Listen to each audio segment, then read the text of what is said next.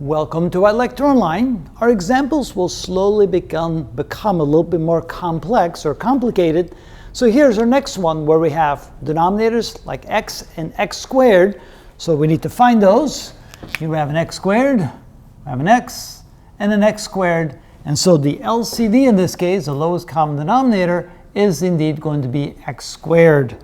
So what we're going to do here is multiply both the numerator and the denominator by x squared. So what do we get when we multiply things out? First of all, notice when I multiply 2 over x squared times x squared, the x squares cancel out. I'm simply left with a 2 plus 12 times x squared. In the denominator, x squared divided by x, that is simply x. X times 3 gives me 3x minus, and here the x squared cancel out, and I'm left with a 2. Now the only thing I could do is factor out a 2 out of the numerator, and so this becomes 2 times, and I can write as 1 plus 6x squared divided by 3x minus 2.